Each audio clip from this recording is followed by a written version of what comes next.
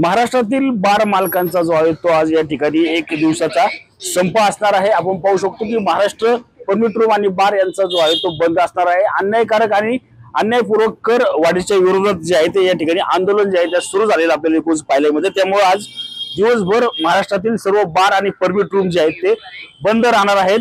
आपण पाहू शकतो की या ठिकाणी संपूर्ण बार जे आहेत आता बंद असल्याचे एकूणच पाहायला मिळते।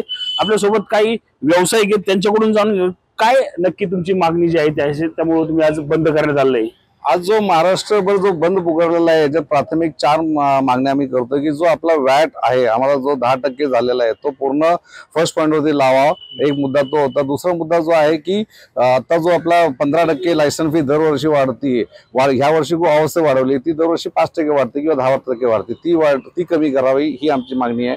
आणि सर्वात महत्त्वाचा आता जो एक्साइजचा नवीन रेट जो प्रणाली येते तो एवढी अवस्था जास्त वाढवण्यात आलेली आहे की ज्याच्यामुळे अगदी व्यवसाय लोकांना ते विकत घेऊन पिणं लायसनधारक हॉटेलमधनं प्रमाणाच्या बाहेर जाणार आहे आणि त्याच्यामुळे काय होणार की इलिगल ऍक्टिव्हिटीज वाढणार आहे आणि आम्हाला तो व्यवसाय आमच्या इकडे येऊन पिणारा ग्राहक वर्ग कमी होऊन जाणार आहे। आणि महत्त्वाचा चौथा विषय जो आमचा होता की आता जो उत्पादन शुल्क पण वाढवलेले आहे तेही आमचा कमी करावा ही आमची मागणी। नक्कीच अनेक रेट जे आहेत ते वाढतील, याचा परिणाम नक्की काय होईल आणि कुणावर जास्त होईल? आता ह्याचा परिणाम म्हणजे ज्यावेळेस दारूचे रेट वाढतील, रेट वाढल्यामुळे लोक काय करणार आहे की त्यांना परमिट रूम मध्ये येऊन बसून त्यांना काय परवडणार नाहीये। ते डायव्हर्ट कुठं होणार आहेत, एक तर इलिगल ऍक्टिव्हिटीज जिथे इलिगल धाबे चालतात, इलिगल हॉटेल्समध्ये जिथे दारू पुरवली जाते ते दारू पुरवली जाईल आणि तिथं डुप्लिकेट दारूचा व्यवसाय हा जास्ती वाढेल। ह्या डुप्लिकेट दारूमुळे सरकारला व्याट भेटणार नाही, काहीच भेटणार नाही, ह्याच्यात सरकारचं पण नुकसान आहे। आणि डुप्लिकेट दारू लोकांनी पिल्यामुळे त्यांच्या आरोग्याला पण त्यांना धोका होणार आहे याच्या पुढे।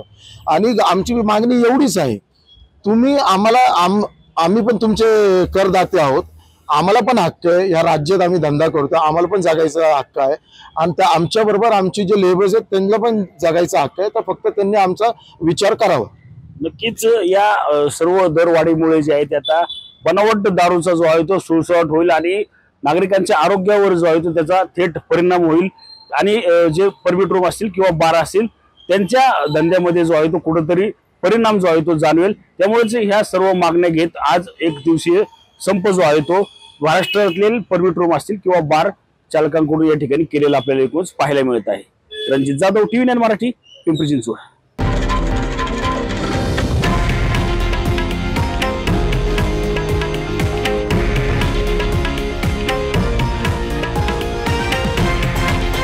हे आहे देशातील नंबर 1 न्यूज नेटवर्क आणि आपण पाहत आहात TV9 मराठी, एकमेव।